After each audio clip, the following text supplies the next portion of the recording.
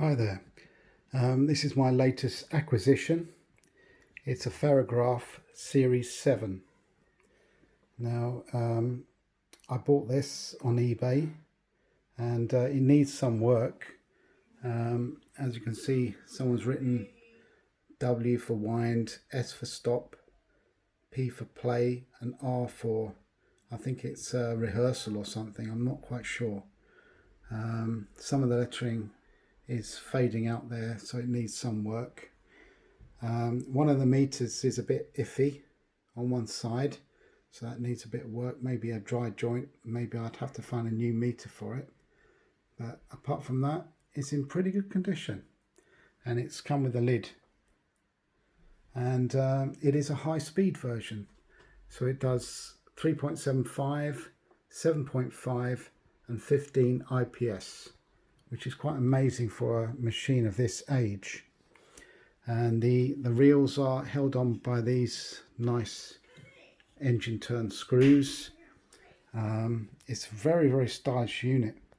You have speakers in this model. There's stereo speakers.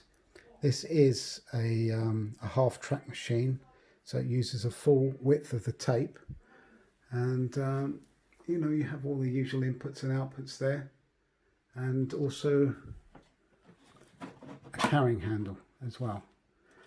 Now, Ferrograph were a British company working out of South Shields, and they had a lot of followers. They were very well known for being built like tanks, being very reliable, and also for very, very good sound quality.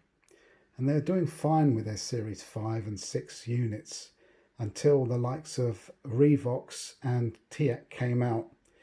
And Revox and TIAC had upright machines like this one is, not machines laying back. And they completely destroyed the market for Ferrograph. Ferrograph sales were suffering terribly. So very quickly they released this, the Series 7. And the Series 7, as you can see, is an upright machine.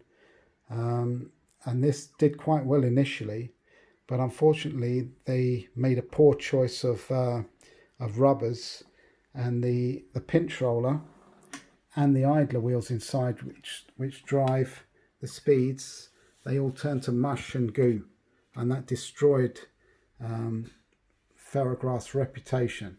So it's a double whammy really. And but they continued on, fought through with the Logic 7, which was a logic controlled item. I've got one of those as well, Logic 7. You probably see it on another one of my videos. And then they had the Studio 8, which was the last one they ever made. And these were fantastic machines, really well built, heavy, solid, well designed. But because of the issues with the rubber, I mean, now actually Tascam and TIAC suffer with the same sort of things, but much long after. With these units, the rubbers went sort of soft and mushy quite soon, and even in warranty these were going wrong apparently because of that. So unfortunately Ferrograph no longer operate. But what are their machines really like? Well, I think they're quite a big guarded secret actually, because they are absolutely brilliant. I mean, why are they brilliant? I mean, the design is fantastic. The engineering is fantastic. The quality is fantastic. And look at this feature here, fast wind. I don't think any other machine I've seen that on. I could be wrong, but you don't usually get that sort of attention to detail. And what that means is you can control the speed of the fast forward or the fast rewind, which means you can get a perfect pancake on the spool. You can slow it down so the tape sits more evenly and tightly. So it's a fantastic attention to detail. And here you can see the heads, and there's little pads which push onto the heads. The heads are quite actually big, and they're really good quality actually, all of these things. And you retract the carriage with this lever down here, and you can just load it back up again. There's a lot of fail-safe features on this. This is the high-speed model, so it goes up to 15. You see that 15 IPS. You've also got 7.5 and 3.75, and you've got EQ for each of those. So this particular item that I bought it very, very cheap on eBay. It's got a few issues with it, but it basically does work. And well, I've just basically looked at I've got a Revox in a B77 I've just bought as well. It's coming today, and I'll do a video on that. And that is a nice machine, but this is something else. It really is. And to be honest with you, the Revox cost me 6 times as much as this second hand. So, you know, if I had the choice of which one to get, I would go for a Ferrograph every time. And you can still get spares for these. There's still someone in the south of England servicing these, called Service Sound, and his name's Jeff, and he's been servicing since 1968. So you can still get parts for these, and people are breaking these for spares as well. So it'd be a good idea, really, I think, to get one of these before they go, or they become so expensive and valuable that you can no longer buy one. But at the moment, you can get these very reasonably priced. Don't forget, these are 3-headed machines, 3 motors as well. They're brilliant. Anyway, this is something I recorded, 10cc, the end of something, end of Can't Feel the Benefit or something. But here we go. I don't know if you can, this will come across, you'll be able to hear this, but it is really good sound quality.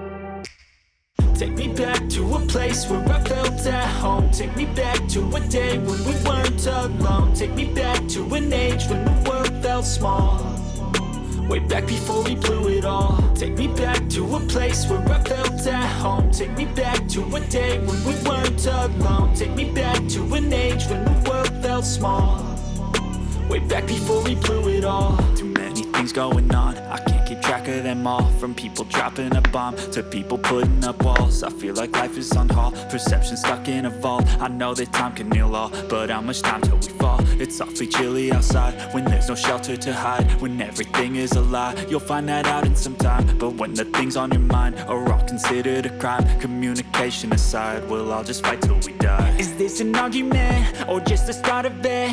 Either way, I don't wanna be a part of it. Can I just get some space? I don't have the heart for this. I can't be picking up the pieces, fixing scars from this. Is this an argument or just the start of it? I wanna drive away so I can be so far from it.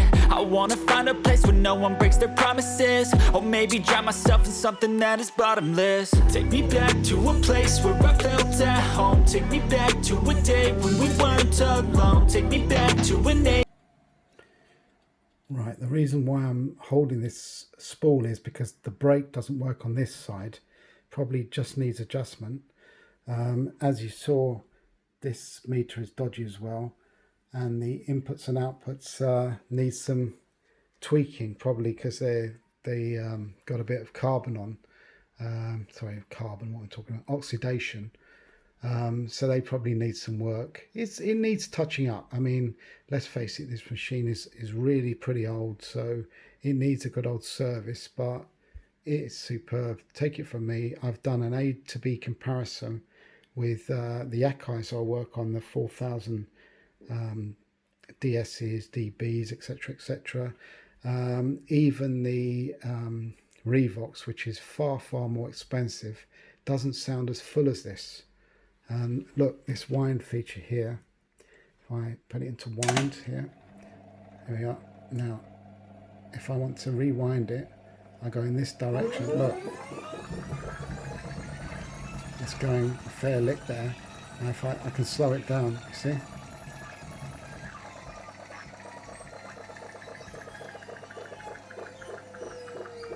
Also, turn it the other way as well. That's a pretty good feature, though, is actually. Stop it again. Look, the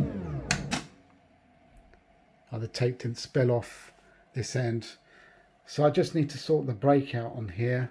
I'm going to put some Letraset lettering there because this looks pretty amateur, really. Sort the inputs out, the crackling on the inputs out, sort this meter out, and you've got a perfect machine. And you've got this as well. This is a secret cavity which I discovered when I first got this in. There's no sound at all, and it kept coming up with the reset light. And I was going to complain to the guy that sold it to me, even though I got it ridiculously cheap. And I did say, you know, what's up with it? And he told me what was up with it.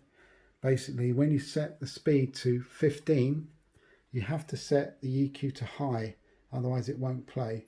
When you set it to 7.5, look, the reset light's on. You have to set this to medium, and the reset light goes off and you can use it. And the other, I didn't know this flap was here. When I was playing it, there was no sound because you can set each side to either source or tape, each side independently, and each side independently has got bass and treble. So not only you can adjust the EQ with a bass and treble, and you've got different things for metering, bias, you've got bias adjustments. It's just the attention to detail on this is superb. It's really good. So if you're a tinkerer like me and you like to mess about with these things, bias things yourself and learn about things, this just is brilliant.